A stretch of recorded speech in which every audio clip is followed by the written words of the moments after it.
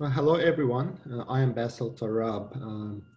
I'm a Master in Healthcare Administration. I have two special guests today, and I will ask them to introduce themselves.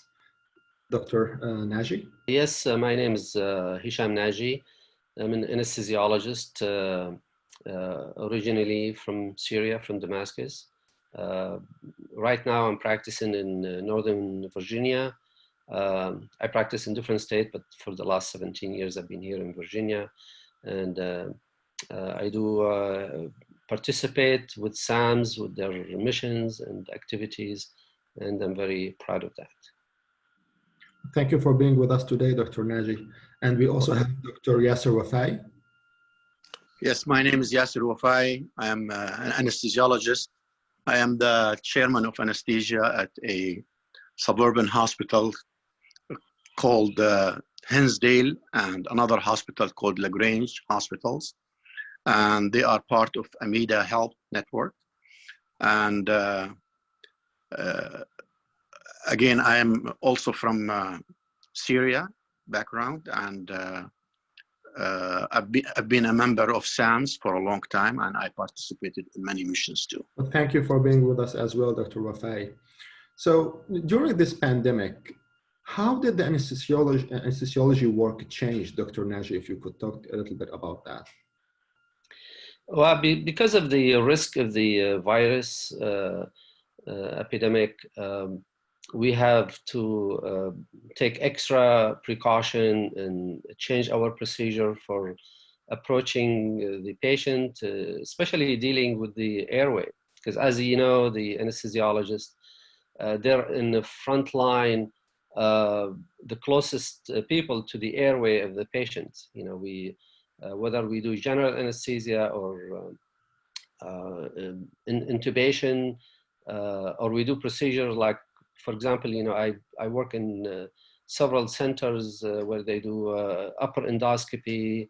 So it's very risky. So we create a different procedure and using different things now to maximize our protection. It's not 100% proof that you can still you know, get the virus, but nevertheless, you know, a physician, medicine is a humanitarian job. It's not only just to make money. So this is basically our job is to serve the people and take care of them.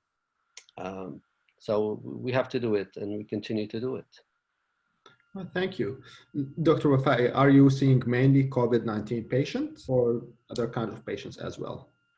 Actually, in the area that I work in, it is a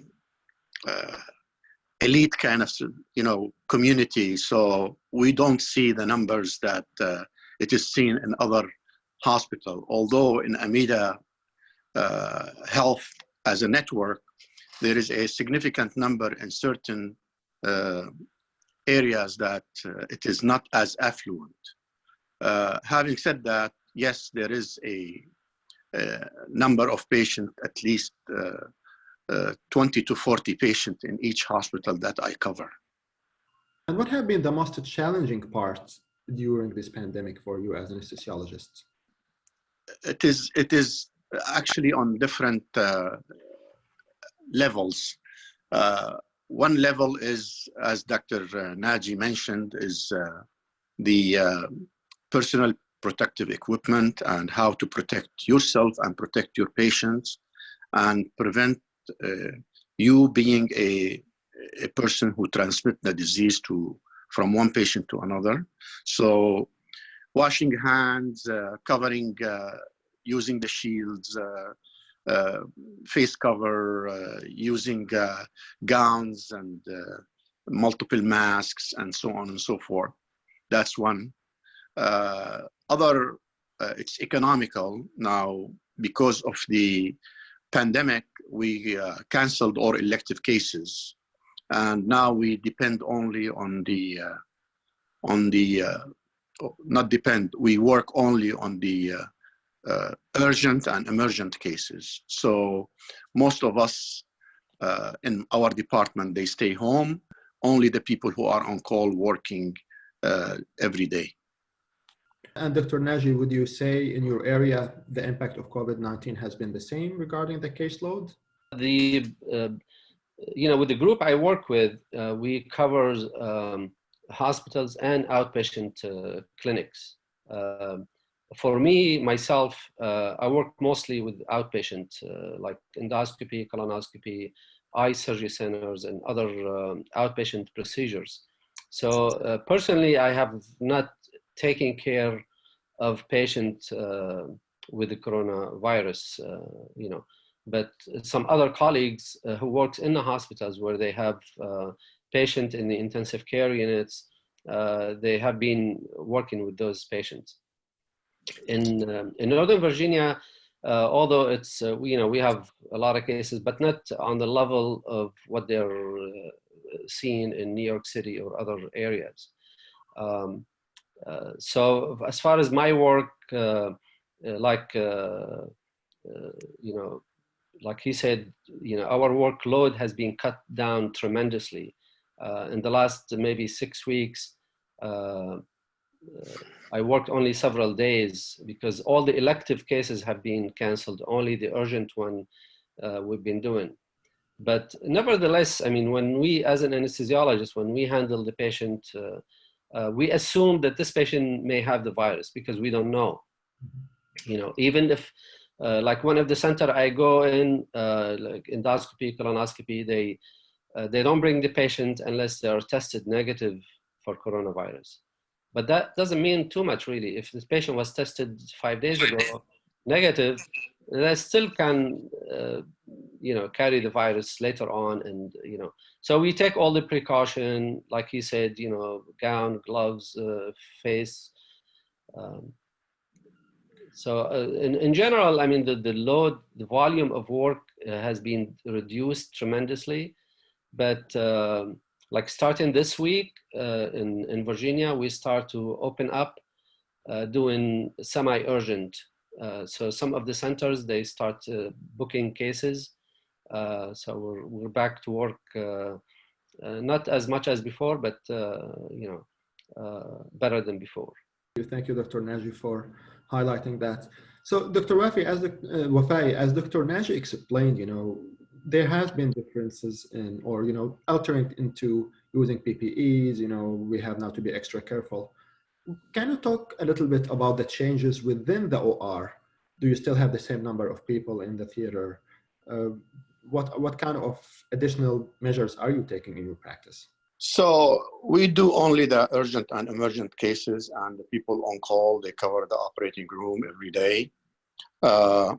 We select one room for the non-COVID-19 patients, so we don't have to contaminate all the other rooms. And that room is negative pressure. And we use a special equipment for that room, anesthesia-wise. The same machine. Of course, we change the circuit and we clean it up after every patient. But when we have a known COVID patient, they go to that certain room. That's one thing. We limit the exposure by assigning one person to do the cases that it is COVID-19 daily. So there is not many anesthesiologists or healthcare workers exposed to many patients at the same day, if we can. So it's one room, one equipment, one machine, and we use the PPEs on everybody who's working in the operating room, although it has been a challenge because we don't have enough PPEs for everybody. So we use the same mask for the whole day. We only change the extra masks that we use on the top of the N95 and the shield. We clean it up and we reuse it again, because as you hear, that it's a challenge not only in Illinois, it's around the states. Regarding testing, the urgent and emergent cases, actually, I don't think that they test everybody because they come emergently from the emergency room sometimes, but they try to test as many people as possible. And the people who are suspicious for COVID-19, they are tested, but we treat them as Dr. Naji said, we treat everybody as having, because you might not be a symptomatic, and at the same time you can carry the virus. Case in point, 2 days ago, we are doing a otherwise healthy 60 years old patient with cholecystitis. So it was an emergency gallbladder. And after the surgery, they extubated the patient, and in the recovery room, the patient did not do well. And the patient had to be re-intubated. And when did the chest X-ray was very similar to the shape of COVID. When they did the test, it was positive. Well, thank you for giving us this example. So can you talk a little bit more about the current recommendations for the aerosol producing procedures? And can you give us some examples about those procedures? Every time you deal with the airway, we call it a aerosol producing procedures. So as Dr. Naji mentioned, we are on the front line because we are dealing with the airway. So when you intubate, when you extubate, when you give nasal cannula oxygenation, when you give respiratory treatment with the humidified oxygen, all of them can be a cause of aerosol conduction of the virus. So in general, when we manage any patient, it's considered that it's an aerosol conduction patient.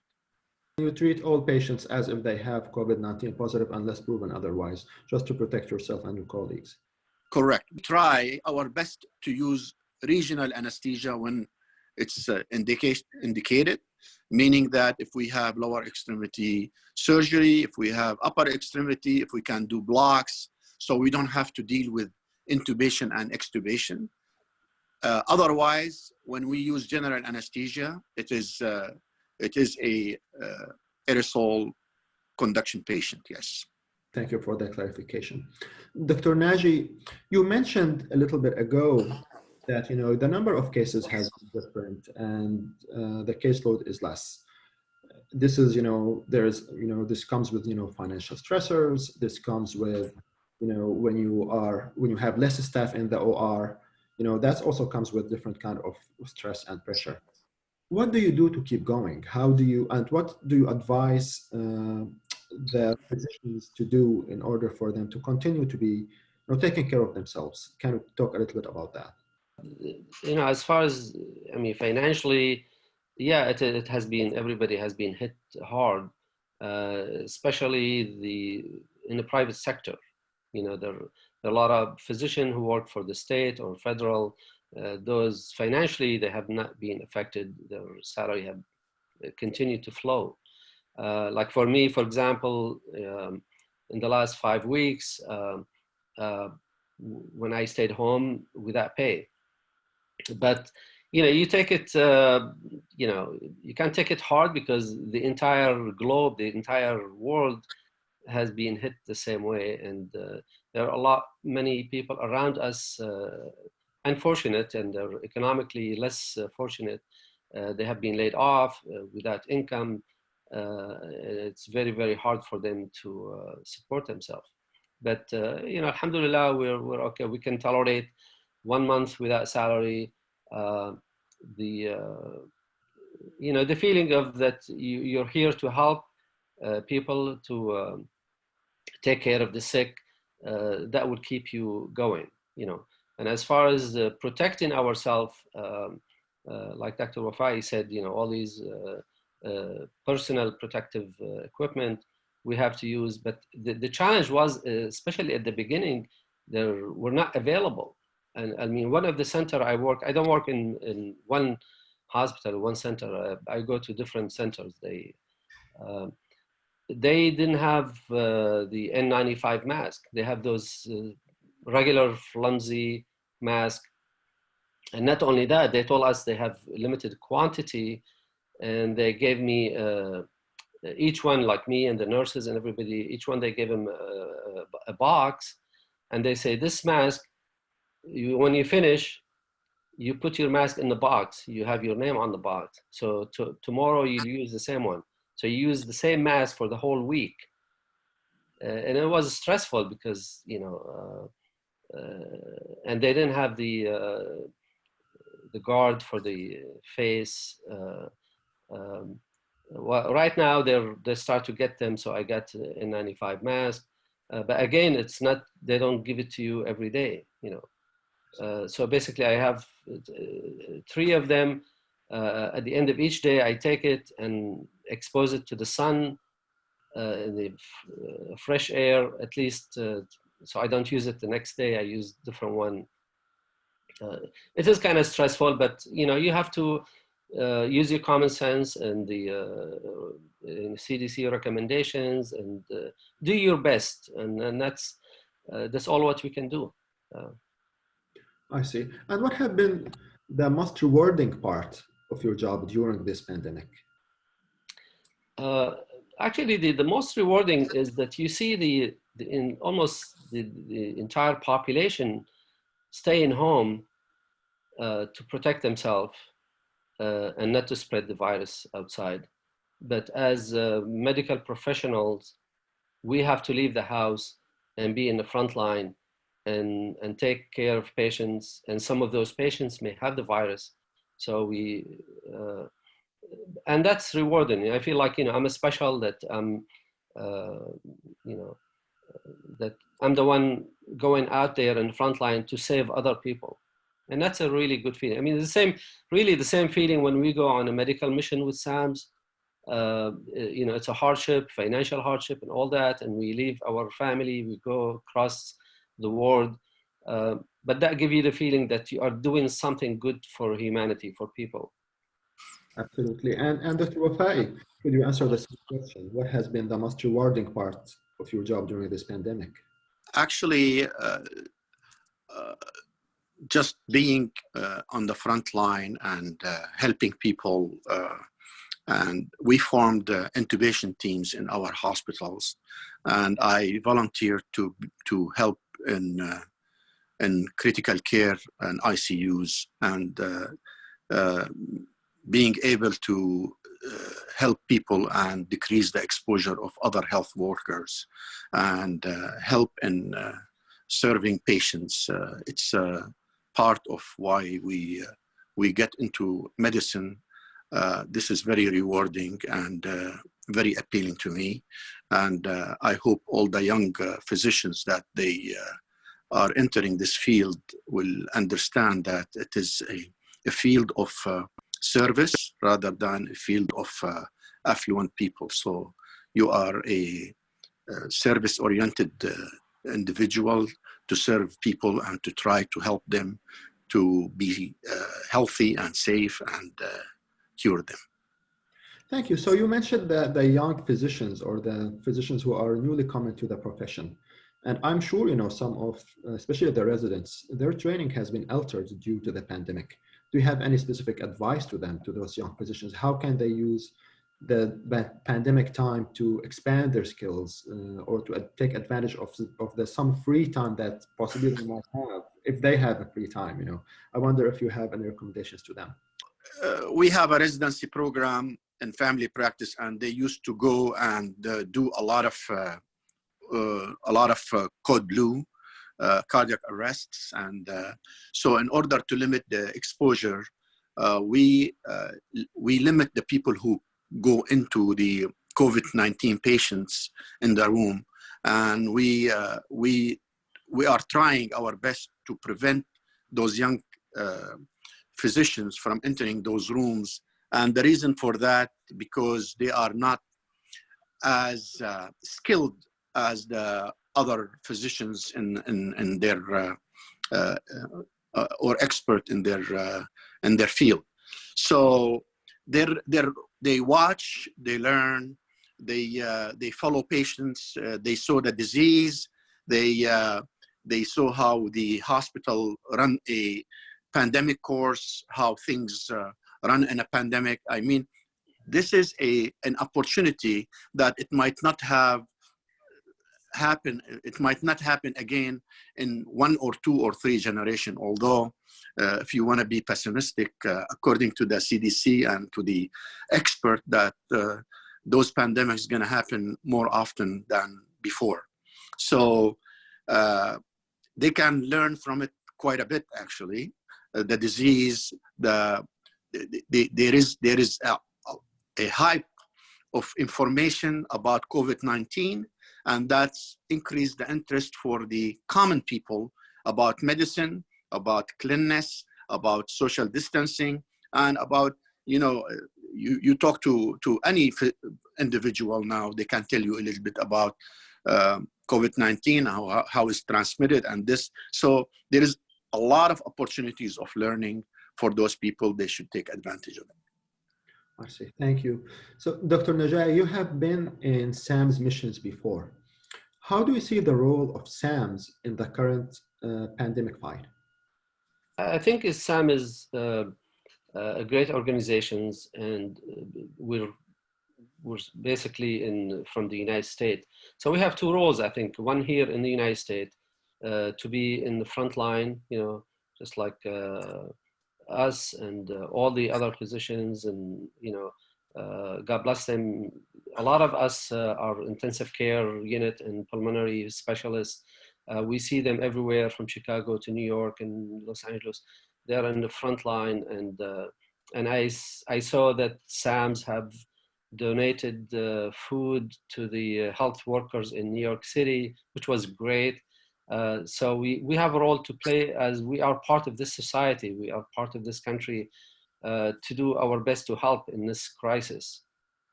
And again, our role is in Syria, the poor Syrian refugees, Lebanon, Jordan, Turkey, and northern Syria.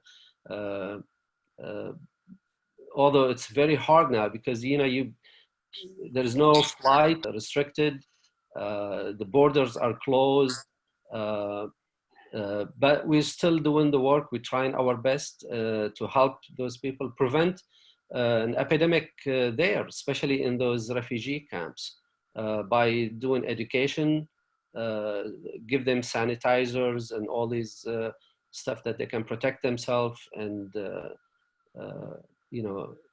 and be ready for if the disease is spread in those areas. Thank God, it hasn't spread, especially in the northern Syria, because this is the most vulnerable area. They're locked in, actually, and which is good in a way that people cannot go in or come out. So it's less chance of this virus to spread. But SAMS has a role to be ready there, prepare the facility there, whether for ventilators or intensive care units set up, and people who can take care of those patients if the virus is spread. So we do have a lot of responsibility there.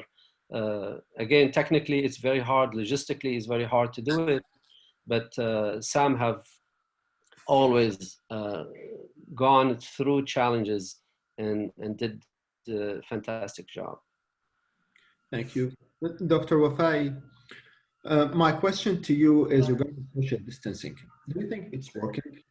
What's your perspective on it as a physician? And what's your advice to patients here within the United States and out of the United States?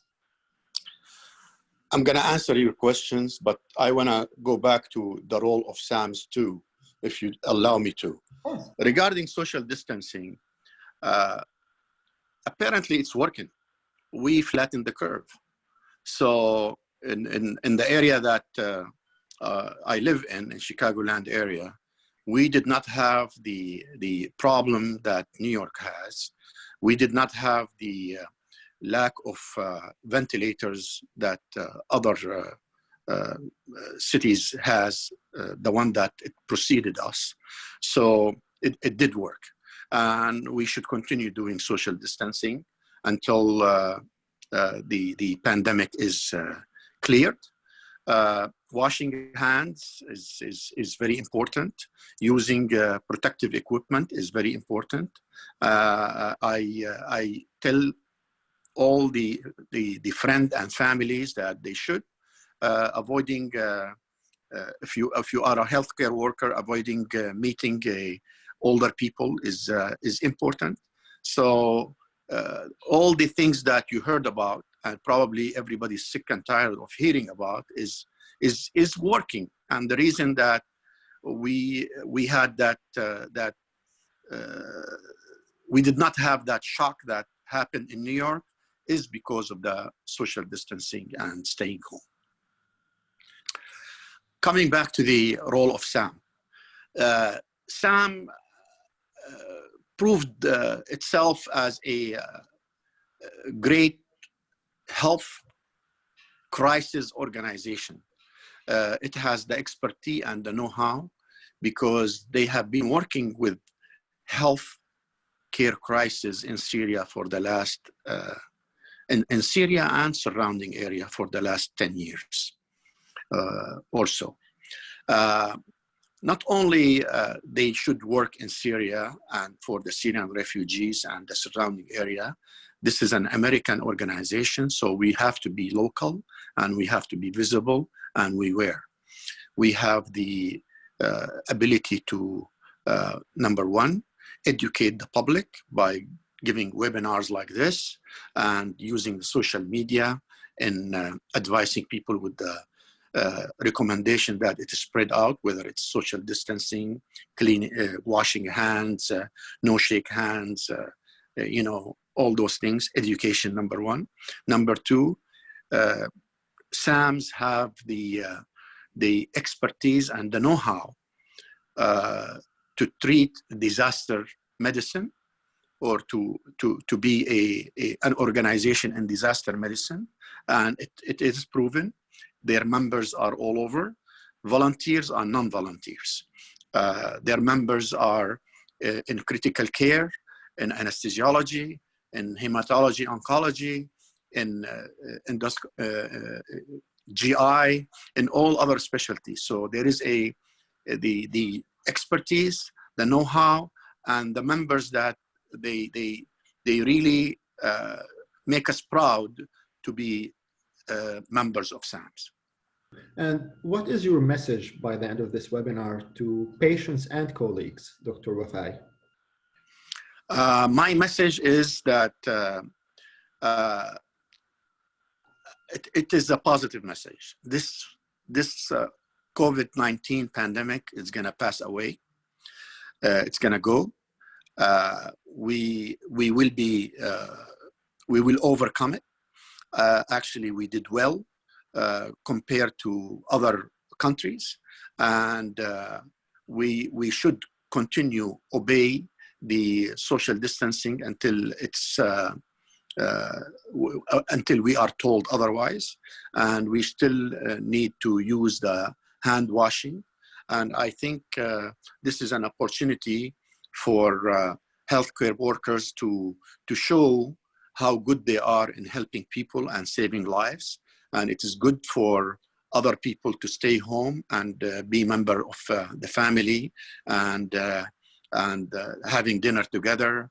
And, you know, because actually we were so busy in life that, that we did not see each other that often. People and colleagues during this pandemic. Yeah, I actually echo Dr. Wafai's message. Is we believe, you know, عسى أن تكرهوا شيئا وهو خير لكم. This crisis hit the whole world, and the whole world was not prepared, and especially here, even in the United States, the richest and most advanced country in the world, and we found out we're not really prepared. So this is going to teach lessons, so we are more prepared for the next virus or any epidemic that may come in the near future. That's one thing, and also this will open up opportunities for doctors and others to do things differently. I think the whole world is going to be different. You're going to see, before coronavirus, and after coronavirus, the world. But like he said, you know, this is going to pass, but we will continue. I think there's certain things that we will continue to do. I mean, for me, like when I do procedures that does not require airway involvement, sometimes I don't use mask, I don't use gloves. From now on, no, you know, I'm gonna be protecting myself and teaching others to do the same. And that will prevent us from being affected by other diseases like the flu or other viruses. And the same thing with the social habits of shaking hands and hugging and all that. This is going to be reduced tremendously. You're going to see that across the society that after coronavirus crisis, they're going to continue to take those precautions, which is a good thing. I'm just hoping that you know, financially, the world, or especially here in this country, we will recover, and people who lost their job, they can go back and get their job back again. I mean, I saw this through this crisis, some opportunity for the foreign medical graduates, where in New York City, in New York State, they needed physician, and they said, just come in, we will help, you know, get you through the process, and that's a good thing. Like I say, you know, sometimes crisis can open up some opportunity, and like Dr. Wafai said, that, you know, this crisis really forced the people to stay home, to be close to their family, to have good time with their family, to also eat homemade food, which is great. You know, I see this from the young and the old. Everybody is making and being creative, and you can see now on Zoom and social media recipes and stuff. So everybody's eating homemade, healthy food, staying with the kids, and which is a good thing. And also that open up something new, those Zoom meeting. I think this is going to continue, especially for continuing medical educations, to connect with other people. For example, you know, you want to have a meeting somewhere in the United States, people will travel, a hotel and all that. And now with this new norm, we can do meeting virtually, and people got used to it now, which is a good thing. Absolutely, I totally agree with you. Life before COVID-19 is going to be totally different from life after COVID-19. Thank you so much, Dr. Naji and Dr. Wafai, for this wonderful chat. I learned a lot from you both, and I have one request from you both, is to stay strong and stay safe. Thank you, Dr. Tarab and Dr. Wafai, and nice to be here. Thank you so much. Thank you. Thanks to Sam. Yes.